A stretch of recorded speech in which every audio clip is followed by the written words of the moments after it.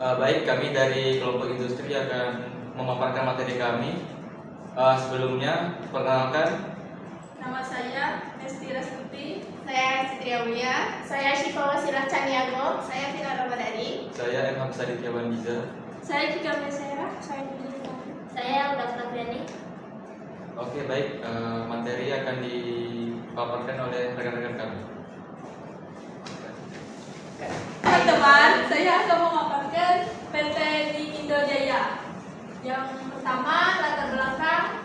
PT Pakan terdiri pada tahun 2003. PT ini bergerak di bidang industri kayu.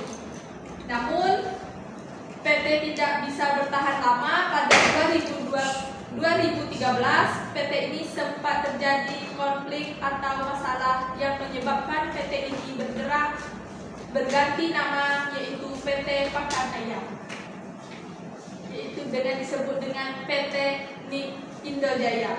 PT Pakan Ayam ini mengolah berbagai macam pakan ayam. Mereka juga memanfaatkan pakan ayam yang mereka buat untuk membuat peternakan ayam itu sendiri. Oke teman-teman, selanjutnya akan dijelas oleh rekan saya.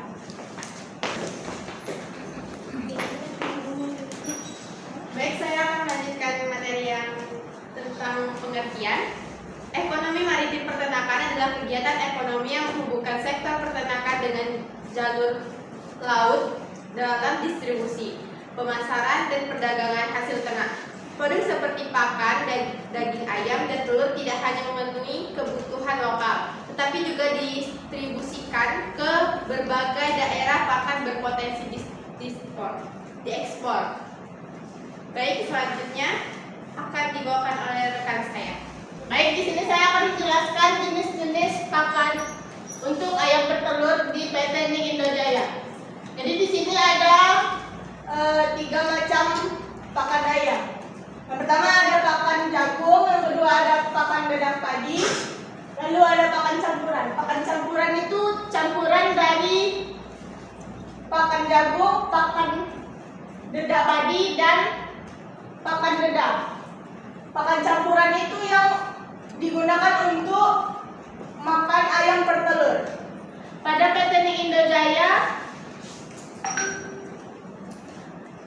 memproduksi pakan ayam banyak macam.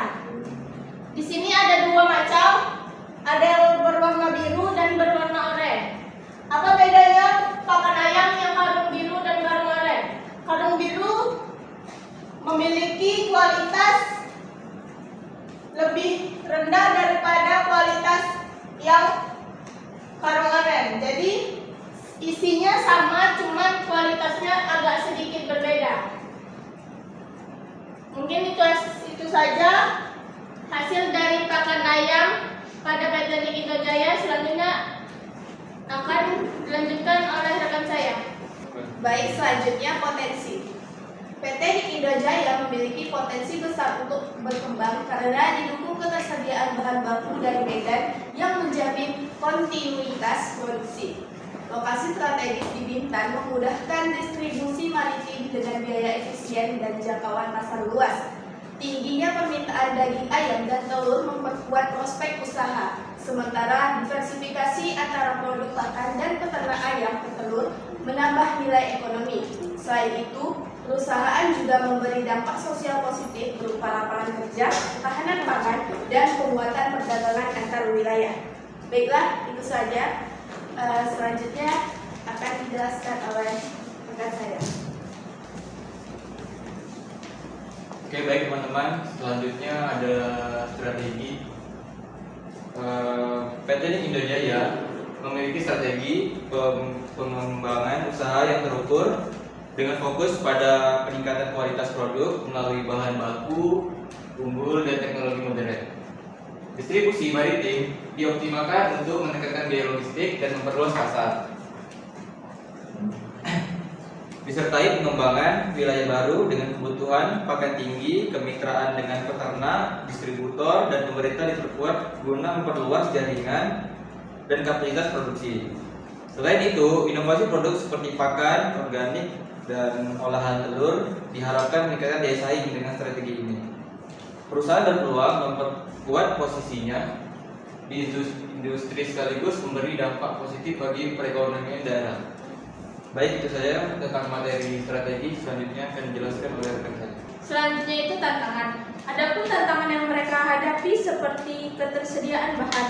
Mereka tidak mengambil bahan dari tempat kita, tapi mereka mengambil bahan dari daerah Medan.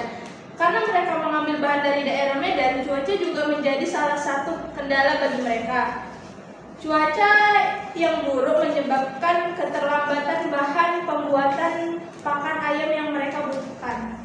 Selanjutnya akan dijelaskan oleh Mas. Baiklah, selanjutnya ada kelebihan. PT Indo Jaya memiliki beberapa kelebihan, yaitu akses distribusi maritim yang efisien, ketersediaan bahan baku yang mudah diperoleh, permintaan pasar ayam dan telur yang terus meningkat, diversifikasi usaha melalui peternakan ayam bertelur, serta dampak ekonomi positif berupa penciptaan lapangan kerja, peningkatan pendapatan, dan penguatan ketahanan pangan daerah. Selanjutnya akan disampaikan oleh Mas. Oke, selanjutnya ada kekurangan. Di PT Indo Jaya masih memiliki kekurangan, yaitu antara lain seperti ketergantungan dengan bahan baku dari Medan yang dapat mengganggu produksi. Yang kedua, ada kapasitas produksi terbatas karena teknologi belum optimal. Lalu ada distribusi hanya menjangkau wilayah tertentu. Resiko penyakit pada ayam yang menurun produktivitas serta kurangnya disertifikasi produk yang masih terbatas pada pakan, daging, dan telur.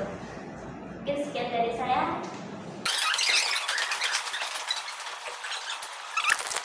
Oke, baik, mungkin segitu saja presentasi dari kelompok kami. Maaf jika masih ada kekurangan. Kami tutup. Wassalamualaikum